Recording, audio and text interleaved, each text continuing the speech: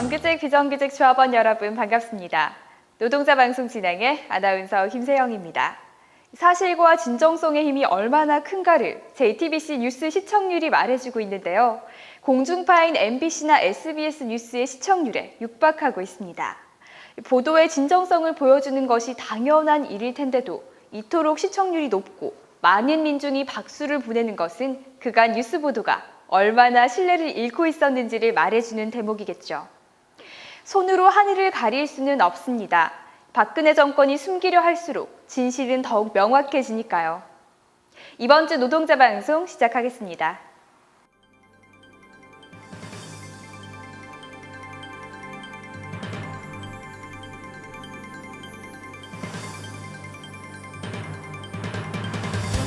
지난 4월 30일 세계 124주년 노동절 울산대회가 태화강역에서 개최됐습니다. 지난 1일 울산시청에 마련된 세월호 합동분향소와 양산 속발산 열사묘역 참배가 있었습니다. 지난 1차와 2차 결선 투표를 통해 당선된 직선 7기 윤중식 우리 사주조합장 인터뷰입니다. 이번 주 기획방송은 노동자의 날 특집 5월 1일 메이데이 두 번째 편입니다.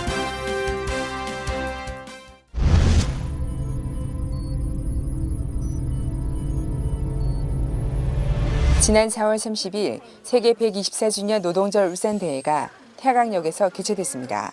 세월호 참사로 행사가 축소된 가운데 열린 이번 대회는 각 부수별로 특색 있게 마련됐습니다. 지부에서는 풍선 2,000개를 준비하여 참석한 동지들에게 하나씩 나눠주며 세월호 참사의 아픈 마음을 함께했습니다. 본 행사에서는 희생자들을 추모하는 동시에 관리감독 부실로 사고를 막지 못한 정부에 대한 강한 분노와 성토로 이어졌습니다. 그리고 최근 연이은 산재 사망 사고로 운명을 다한 하청 노동자 사업장인 현대중공업에 대해 책임자 처벌을 강력히 요구했습니다. 집회를 마친 대호는 롯데백화점까지 가두 행진을 펼치며 노동절의 참의미와 박근혜 정권의 무능함을 시민들에게 알리며 행사가 마무리됐습니다. 지난 1일 세월호 참사 합동분향소 조문과 양산 솥발산 열사묘역 참배가 있었습니다.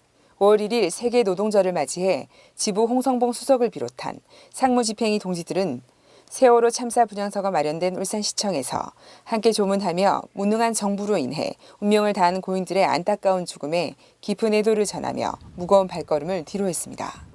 조문을 마친 일행은 양산 솥발산 열사묘역으로 이동해 참배했습니다.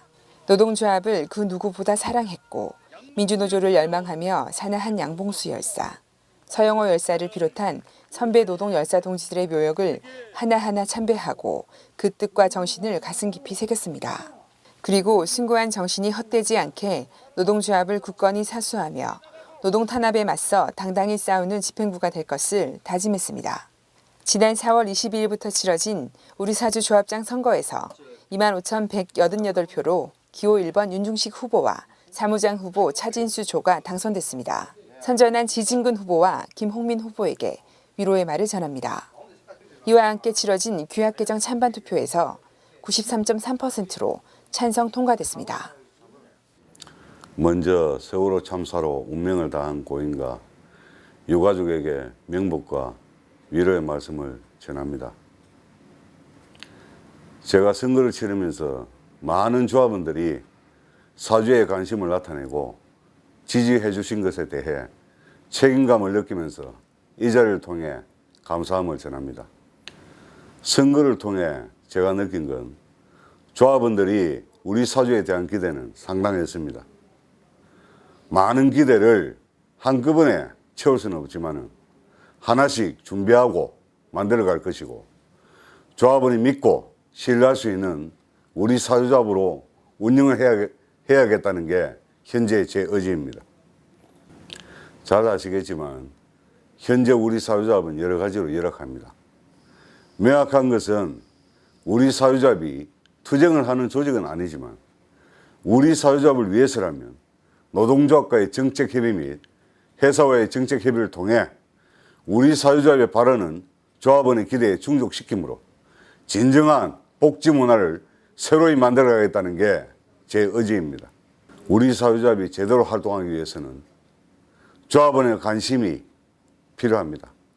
그 관심 속에 우리 사회조합은 조합원과 함께 살아 움직이는 조직이 될 수 있도록 조합 운영에 최선을 다하겠습니다. 감사합니다.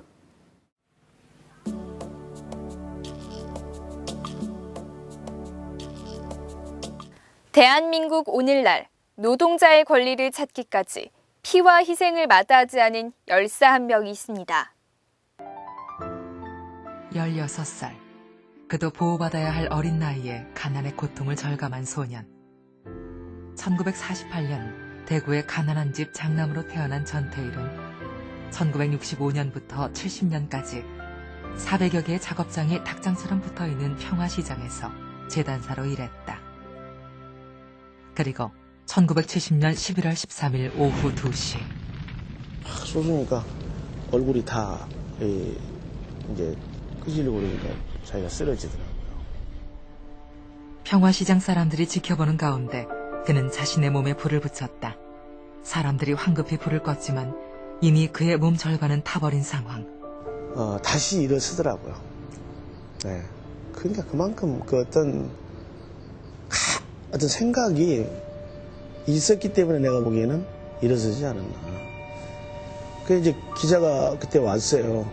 그런 상태에서 인터뷰를 이제 자기 나름대로 소리도 잘 안 나오는 소리로 한 서너 가지 정도를 자기가 이야기를 한 거예요.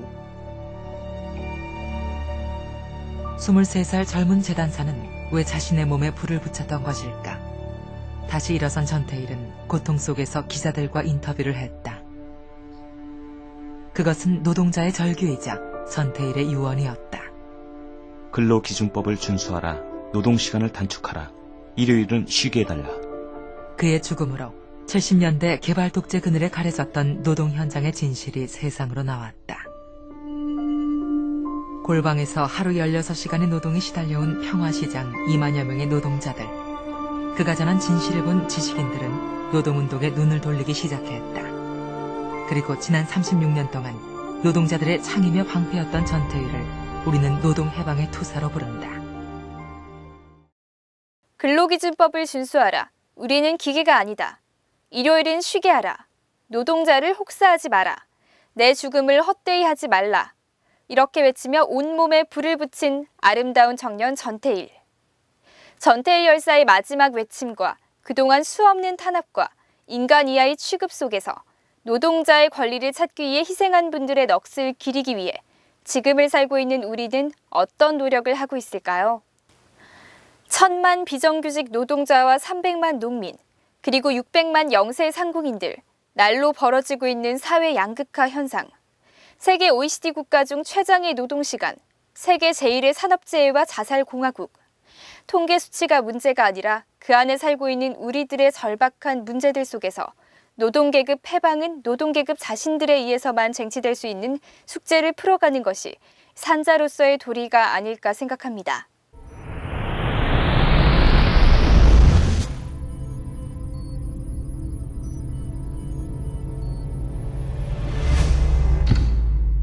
어제부터 시작된 통합 상집 수련회를 시작으로 본격적인 14년 임투가 시작되는데요.